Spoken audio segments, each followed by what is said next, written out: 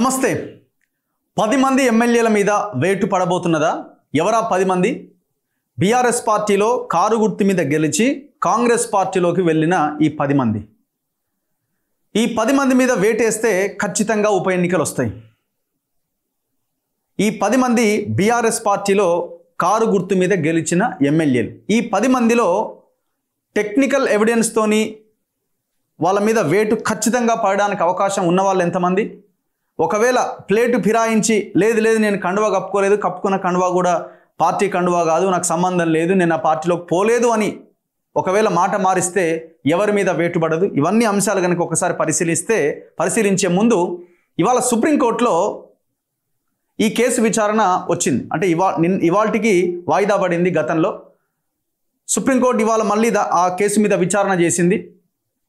ఎన్ని రోజుల్లోగా మీరు చర్యలు తీసుకుంటారో, సరైన టైం అంటే ఏంటో చెప్పాలి అని గతంలో అసెంబ్లీ కార్యదర్శికి సుప్రీంకోర్టు ఆర్డర్స్ ఇచ్చి ఇవాళకి వాయిదా వేసింది. ఇవాళ మళ్ళీ సుప్రీంకోర్టు విచారిస్తూ ఏం చెప్తారో చెప్పండి, ఇంకా ఎన్ని రోజులు సమయం కావాలి, గడువు కావాలి అని అంటే ఎన్ని రోజుల గడువు కావాలి, మొత్తం సభా సమయం అంతా ఆ ఎమ్మెల్యే ఎవరైతే గెలిచారో ఆయన యొక్క పీరియడ్ అంతా అయిపోయిన తర్వాత 5 ఏళ్ళ సమయం మీకు కావాలా, ఎంత సమయం కావాలని అడిగితే మాకు ఎలాంటి నోటీసులు రాలేదు అని అసెంబ్లీ కార్యదర్శి చెప్పినట్టుగా వార్తలు వస్తూ ఉన్నాయి. దీంతో కోర్టు ఇమీడియట్గా నోటీసులు జారీ చేస్తూ ఎన్నికల సంఘానికి అసెంబ్లీ కార్యదర్శికి నోటీసులు జారీ చేస్తూ 22వ తేదీలోగా మీరు కౌంటర్ ఫైల్ చేయాలి అంటూ 25వ తేదీకి మళ్ళీ విచారణను వాయిదా వేసింది. ఇవాళ 4వ తారీఖు, అంటే ఇంకొక 20 రోజుల సమయం ఉంది. మళ్ళీ 20 రోజుల తర్వాత మాత్రమే అసలు ఏం జరగబోతున్నది అన్నది చర్చకు రాబోతున్నది. సో ఇంకొక 20 రోజుల సమయం ఉన్నది.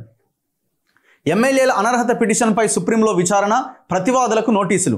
పార్టీ మారిన ఎమ్మెల్యేలపైన అనర్హత వేటు వేయాలని కోరుతూ బీఆర్ఎస్ కార్యనిర్వాహక అధ్యక్షుడు కేటీఆర్, ఎమ్మెల్యే పాడి కౌశిక్ రెడ్డి దాఖలు చేసిన పిటిషన్లపై సుప్రీంకోర్టులో విచారణ జరిగింది.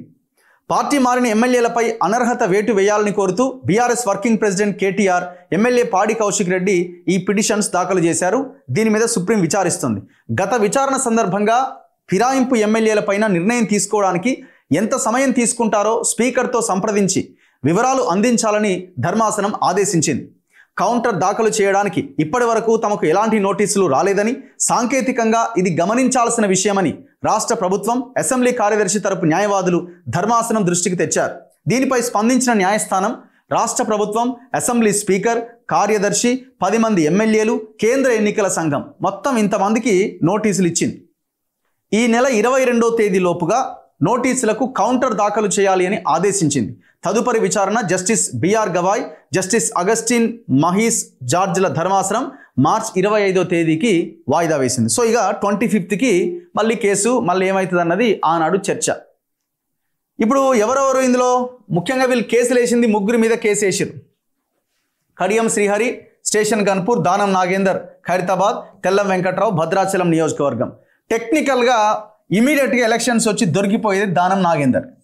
కాకపోతే ఏంటంటే వీళ్ళు ఎట్లాగో బయటికి రారు, కడియం అండ్ తెల్లం అని వాళ్ళిద్దరిని కూడా ఫిక్స్ చేసి ఈ 3 కలిపి కేసు వేసారు. ఈ 3 మీద పడితే మళ్ళీ నెక్స్ట్ మిగతా వాళ్ళని కూడా కౌంటర్ చేయొచ్చు అన్నది వీళ్ళ plan, BRS plan. So Danam Nagender ఏంది? దానం నాగేందరు ఈయనది ఖైరతాబాద్ నియోజకవర్గం బీఆర్ఎస్ ఎమ్మెల్యే అయినా బీఆర్ఎస్ పార్టీ మీద గెలిచిండు. కానీ దాని తర్వాత ఎంపీ ఎలక్షన్లో కాంగ్రెస్ చెయ్యి గుర్తు మీద సికింద్రాబాద్ ఎంపీగా పోటీ చేసిండు. అంటే ఒక పార్టీ వేరే పార్టీ ఎమ్మెల్యేగా కొనసాగుతూనే ఇంకో పార్టీలోకి పోయి ఆ పార్టీ బీఫామ్ తీసుకొని ఆయన ఎంపీగా కంటెస్ట్ చేసిండు. సో ఇక్కడ దానం నాగేందర్ ఏది ఏమైనా టెక్నికల్గా దొరికిపోయిండు. ఈయన మీద 200% వేటు తప్పదు. అది నెల రోజులకు వస్తుందా, ఇంకో 6 నెలలకా, ఇంకా ఆ తర్వాతనే ఎప్పుడు వస్తుందా, కానీ మొత్తానికైతే ఈ టైం పీరియడ్ అయిపోయేలోపు ఆయన మీద వేటు పడే అవకాశాలు 99% కనిపిస్తున్నాయి. ఇక 1% ఏమో చెప్పలేము కదా, ఇంకా ఏమైనా అటు అయితే. ఇక ఆ తర్వాత కడియం శ్రీహరి, ఇప్పుడు ఆయన కూతురు కాంగ్రెస్ ఎంపీ. సో కాబట్టి ఆయన బీఆర్ఎస్, నేను కాంగ్రెస్ కాదు అనలేడు, లేదు నేను మళ్ళీ బీఆర్ఎస్ఏ అని కూడా చెప్పలేడు. సో ఆయన అక్కడ బందీ అయిపోయిండు. తెల్లం వెంకట్రావు ఈయన పొంగులేటి శ్రీనివాసరెడ్డికి దగ్గర అనుచరుడు, ఆయన కూడా కాంగ్రెస్లోకి వచ్చేసిండు. ఈ 3 మీద వీళ్ళు కేసు వేసారు. ఇక మిగిలింది ఎవరు? గూడెం మహిపాల్ రెడ్డి. ఈయన అటా ఇటా ఎటో తెలియదు. ఎందుకంటే ఇవాళ కూడా ఆ మీనాక్షి నటరాజన్ గారి ఆధ్వర్యంలో పటాన్చెరు నియోజకవర్గం కాంగ్రెస్ పార్టీ మీటింగ్ జరిగితే ఆ మీటింగ్కి నేను రానన్నట. ఏమో పుసుక్కున పోతే మళ్ళా వేటు పడుతుందేమో అని భయపడడం, మరి ఏమో నేను రానని చెప్పి ఆ మీటింగ్కి హాజరు కాలే. గూడెం మైపాల్ రెడ్డి హాజరు కాలే. ఇప్పుడు ఈయన కూడా ఆల్రెడీ ఆడ కేసీఆర్ బొమ్మ తీస్తలేడు. ఇప్పుడు ముఖ్యమంత్రి రేవంత్ రెడ్డి ఆయన బొమ్మ పెడతలేడు. లోకల్గా ఉన్న కాంగ్రెస్ వాళ్ళ మీద విపరీతమైన వాళ్ళకి మధ్య అసలు పడతలేదు. సో ఈయన అటా ఇటా అంటే గట్టి, నీ బై ఎలక్షన్ వస్తాయి నువ్వు అటా ఇటా నువ్వు చెప్పండి, నేను బీఆర్ఎస్ అంటాడు. ఆ పొజిషన్లో ఉన్నాడు ఆయన. అరకెపూడి గాంధీ ఆల్రెడీ ఆయన తేల్చేసిండు, నేను దేవుని కండువ కప్పుకున్నది కాంగ్రెస్ పార్టీ కండువ అని ఎవరు చెప్పిరా అని అన్నాడు. ఈయన పిఎస్సి చైర్మన్. యాక్చువల్గా పిఎస్సి చైర్మన్ అన్నది ఎవరైతే అపోజిషన్లో ఉంటారో వాళ్ళకే ఇస్తారు ఆ పిఎస్సి చైర్మన్ పదవి. సో అరకెపూడి గాంధీకి తెలివిగా రేవంత్ రెడ్డి ఈ పదవిని కట్టబెట్టిండు. కానీ అరకెపూడి గాంధీ అంటాడు, లేదు నేను బీఆర్ఎస్ఎల్నే ఉన్నా అంటాడు. పోచారం శ్రీనివాసరెడ్డి ఈయనకు కూడా ఆల్రెడీ ఏదో పదవి ఇచ్చినట్టున్నారు. మరి ఈయన సంగతి ఏందో చూడాలి. ఈయన కూడా అటు ఇటు అవ్వడానికి అవకాశం లేదు. ప్రకాష్ గౌడ్ ఈయన కూడా అటు ఇటుగానే ఉన్నాడు. కాల యాదయ్య ఈయనది ఎటుపోతాడో ఏమవుతాడో ఈయనది ఓని తెలియదు.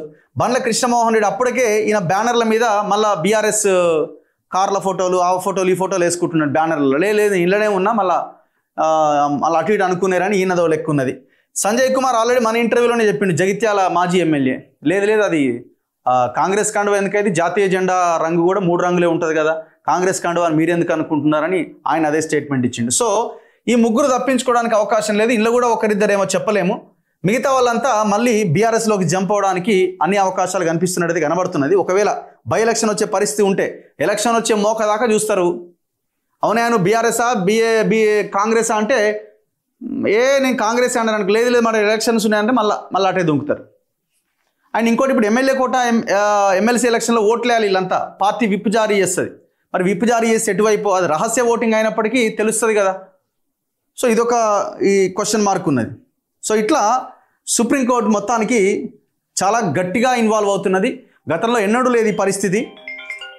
కాకపోతే ఇక్కడ పాయింట్ ఏంటంటే అసలు ఈ అనర్హత వేటు విషయంలో కొట్లాడుతుంది బీఆర్ఎస్. దొంగ అంటున్నాడు. మొత్తం దొంగతనం చేసిందంతా ఈ బ్యాచే. 2014లో తలసాని శ్రీనివాస్ యాదవ్ని వీళ్ళందరినీ పార్టీలోకి తీసుకుని వాళ్ళంతా టీడీపీలో గెలిచారు. పార్టీలోకి తీసుకొని ఎమ్మెల్యేలుగా కొనసాగించడం కాదు, మినిస్టర్ పదవి ఇచ్చిండు, మంత్రి పదవి ఇచ్చిండు. ఇప్పుడు అదే కేసీఆర్ మళ్ళీ బై ఎలక్షన్స్ వస్తాయని ఎదురు చూస్తుండు. ఇట్లా గొత్తుకాడ అంటారు కదా. ఇప్పుడు కేటీఆర్ కూడా అదే పరిస్థితి. ఇప్పుడు కేసు వేసిందే వీళ్ళు. మరి మీ హయాంలో ఏం జరిగింది అంటే మళ్ళీ ఆన్సర్ ఉండదు.